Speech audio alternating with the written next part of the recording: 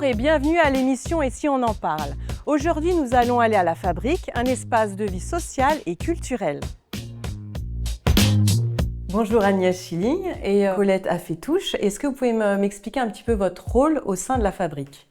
Bonjour, je suis coordinatrice de l'espace de vie sociale et mon rôle est de mettre en œuvre le projet social et de trouver les moyens de son fonctionnement, de coordonner l'équipe de salariés et de bénévoles. Moi, c'est Colette, je suis animatrice bénévole de la Fabrique depuis 4 ans et de 1 an animatrice. Alors, est-ce que vous pouvez m'expliquer un petit peu en quoi consiste la Fabrique et surtout aussi son statut juridique ? La Fabrique est une association et elle dispose d'un agrément dispensé par la CAF, un agrément espace de vie sociale. Elle a été créée pour travailler autour du vivre ensemble dans le centre ancien de Draguignan. Donc l'idée étant vraiment de susciter, de favoriser les liens sociaux et le vivre ensemble dans le centre ancien. Alors, qu'est-ce qu'on y trouve un petit peu dans cette association ? Quel genre d'activité on peut y trouver ?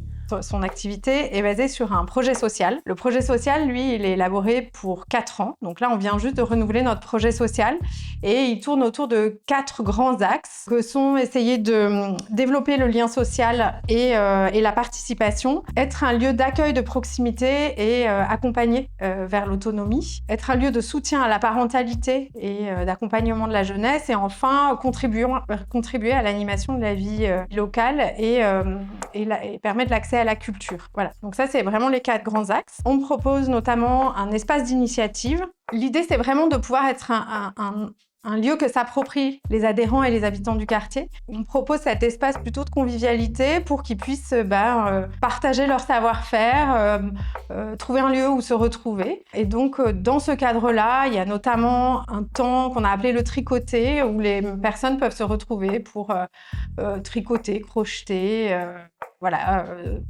amener leur ouvrage ou apprendre. Donc à ce titre, peut-être, je vais passer la parole à Colette, qui est bénévole. Apprendre, surtout pour les jeunes, parce que le samedi après-midi, j'ouvre la Fabrique.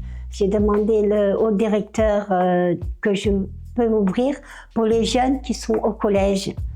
Les jeunes du collège, même les petites, parce que j'en avais une de 9 ans qui venaient apprendre. Et aussi ceux qui ne peuvent pas venir dans la semaine, aussi ceux qui travaillent. J'ai une dame qui travaille à la mairie qui vient le samedi et elle est toute contente de venir. Voilà. Donc du coup, il y a des enfants, des adultes, des personnes un peu plus âgées qui viennent. Oui. C'est un petit peu votre public ? On est ouvert à tous. Et dans le public, c'est vrai qu'on est ouvert à tous. Après, ça dépend beaucoup des activités. On a un public qui est quand même assez familial, mais pas seulement. On a aussi un temps autour de la réparation, l'image un peu des Repair Café, où là, les personnes peuvent venir avec leur petit électroménager et trouver un soutien pour réparer leur petit électroménager. Il y a des ateliers de couture qui ont émergé, notamment du tricot. Des personnes, elles partagent un moment pour avancer dans des petits projets. Il y a régulièrement des ateliers de cuisine. Et après, ça dépend un petit peu de ce que les gens ont envie de partager. Et le jeudi, 1 fois par mois, un jeudi, on fait repas partagé. Tout le monde ramène quelque chose et puis on partage. C'est comme une famille parce qu'on se relie, on se donne des recettes, on se donne des conseils. Voilà, c'est ça la Fabrique. Donc du coup, la Fabrique, ça serait donc plus adapté à des personnes du quartier, des gens environnants en tout cas. Quand l'association a été créée, c'était vraiment de créer un espace socio-culturel de proximité. L'intention est de répondre aux besoins identifiés ou exprimés des habitants du quartier. En revanche, ça ne veut pas dire qu'on ne s'adresse pas aux personnes au-delà du quartier. Donc, des personnes qui seraient en dehors du quartier peuvent tout à fait s'approprier cet espace. Mais l'intention première est effectivement d'être plutôt un lieu de proximité. Ça fait longtemps, justement, que cette association existe ? On va faire nos 10 ans. On va fêter nos 10 ans. J'aimerais bien que vous me parliez aussi un petit peu de vos ateliers et de ce que vous proposez, comme par exemple le café social. L'appellation n'est pas forcément le café social, mais c'est plutôt cet espace d'initiative. L'idée étant d'être un lieu convivial et où on va pouvoir se retrouver, échanger à la fois sur des choses qui sont proposées, partager des savoir-faire. D'accord, donc autour d'un café, chacun arrive avec son savoir-faire et du coup, on le propose à d'autres personnes. C'est un échange de savoir-faire. C'est ça, donc c'est ce que je vous dis, il y a le tricot, il y a la couture, la cuisine, les réparations. Voilà, mais l'idée, c'est plutôt de susciter un temps où les personnes peuvent se retrouver, échanger, et derrière, créer aussi. On a régulièrement des cafés aussi sur le thème de la santé, et voilà, pour sensibiliser sur différents sujets de santé. Donc à ce moment-là, j'imagine que c'est des personnes donc du milieu médical qui viennent avec des sujets différents et qui parlent de la santé. On travaille beaucoup avec le CODES, c'est une association qui fait de la prévention autour de la santé. Donc c'est vraiment leur cœur de métier. Promo Soins est également une association ici sur Draguignan qui permet l'accès à la santé voilà, de ceux qui sont éloignés du système de santé. Et la mairie a aussi un service qui est dédié à la prévention autour de la santé. Et au niveau, j'ai entendu aussi des ateliers linguistiques, et aussi vous avez un service administratif aussi à proposer pour les gens. Dans cette idée d'être un lieu de proximité, c'est aussi pouvoir aider les personnes qui ont des difficultés dans les démarches. On n'a plus beaucoup de services accessibles directement, tout se passe en ligne, et c'est vrai que pour certains, c'est vraiment très très compliqué. On est là plutôt pour aider les personnes dans leur démarche quand c'est difficile, et les orienter vers les services compétents. C'est-à-dire qu'on n'a pas l'intention de se substituer à ce qui existe, mais en fonction des problématiques des personnes, de pouvoir déjà les renseigner, et ensuite je sais pas, par exemple, ça peut être des fois sur la lecture d'un courrier ou une aide assez rapide, en fait, qui est des choses assez simples, mais sinon, l'idée, c'est de pouvoir orienter vers les services compétents. Et après, donc sur la partie, vous posiez la question sur les ateliers sociolinguistiques, s'adresse à des personnes qui maîtrisent pas ou peu la langue française, et l'objectif est de les rendre de leur permettre d'être plus autonomes au quotidien, en apprenant la langue par plutôt des situations de vie telles que correspondre avec les enseignants, remplir des formulaires, adresser un mail. À côté de tous ces ateliers-là, est-ce que vous proposez également des animations pour le quartier, pour les gens d'ici ? Oui, on a parlé de l'espace d'initiative, de l'accueil administratif. En complément, ce que j'ai oublié de dire, c'est qu'on a un ordinateur à disposition, donc pour permettre à des personnes d'avoir accès à l'outil numérique. Il y a également des associations qui proposent des permanences au sein de nos locaux. Il y a la mission locale qui vient une fois tous les 15 jours, et le centre d'information pour le droit des femmes et des familles qui propose 2 permanences, une sur le droit, plutôt sur l'accès au droit, et l'autre sur l'emploi. Donc eux, ils viennent une fois par mois. Après les ateliers sociolinguistiques, on propose également des animations parents-enfants.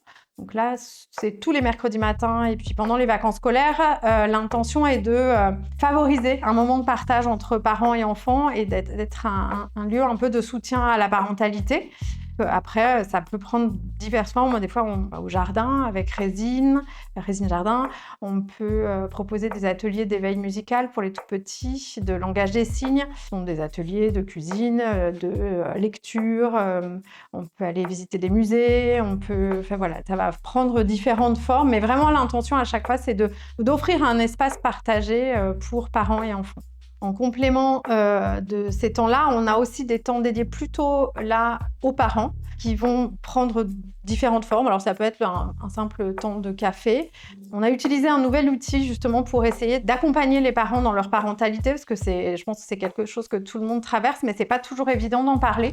Et on a proposé d'utiliser le théâtre forum pour pouvoir justement échanger et partager éventuellement des difficultés ou des réflexions sur la parentalité. Nous proposons également de l'accompagnement à la scolarité. Donc là, c'est pour accompagner les enfants et leurs familles dans l'épanouissement des enfants à l'école, en les outillant et en essayant de susciter le plaisir d'apprendre. Dans ces moments-là, on utilise beaucoup la pédagogie du détour. Et ensuite, sur la partie, je dirais, animation, parfois, on a des projets avec le théâtre ou le musée, qui vont être des temps, des fois, hors les murs. Et du coup, au niveau des ateliers, vous faites appel à des professionnels, justement, pour venir faire ces ateliers-là ? En fait, tout dépend des projets. C'est-à-dire que À chaque fois, l'intention, c'est vraiment de partir des besoins et de pouvoir essayer de construire des réponses à ces besoins. Et l'idée étant aussi de faire connaître ce qui existe sur le territoire et de pas forcément apporter des réponses à tout. Donc, on va travailler énormément en partenariat avec les structures du territoire ou d'ailleurs. Et éventuellement, là, vous citez le cas du Théâtre Forum, effectivement, là, on a fait appel à des professionnels qui maîtrisent ces techniques et qui ont pu nous accompagner dans ce projet. Mais derrière, on travaille aussi beaucoup en partenariat. Il y a Trélib, mais la mairie, le CODES, Résine Jardin avec qui on propose des temps au jardin. Après, tout dépend des thématiques, mais plutôt s'appuyer sur les acteurs du territoire et construire des projets ensemble. Et pour nos 10 ans, on va faire un livre d'or. On va fabriquer un livre d'or avec les jeunes pour présenter de 10 ans la fabrique et de maintenant. D'accord. Et il consiste quoi, ce livre d'or? Les photos, des dessins qu'ils vont faire et puis leurs idées à eux. On va les laisser un peu. Puis à la fin, on laissera quelques pages pour que les gens y signent. On va parler un petit peu de financement. C'est qui vous aide, vous, en tant qu'association à l'heure actuelle, justement, pour mener à bien toutes vos activités? Nous disposons d'un soutien de la CAF, de la mairie, de l'État et de l'agglomération dans le cadre de la politique de la ville. Notre local est mis à disposition par la SAIM de construction, dans le cadre aussi, là cette fois-ci, de la TFPB. Le département soutient également, ainsi que l'État à travers le dispositif d'adultes relais et le FONGEP. À l'heure actuelle, vous avez une vision d'ensemble, un petit peu de l'avenir aussi. Est-ce que vous avez des projets à venir? Le projet, en tout cas du moment, ça va être d'organiser justement cette fête des 10 ans qui risque de prendre différentes formes. Et d'ailleurs, justement, si on est intéressé pour faire partie de ces ateliers, est-ce que vous communiquez à travers les réseaux sociaux? Nous avons une page Facebook et un site internet. Voilà, on communique essentiellement par cet intermédiaire. Est-ce que vous voulez dire un dernier petit mot pour la fin? Que la fabrique, elle dure longtemps. Il ne faut pas hésiter à passer la porte. Je vous remercie. Merci à vous. L'émission Et si on en parle touche à sa fin. Nous, on se retrouve pour un prochain rendez-vous. À très bientôt.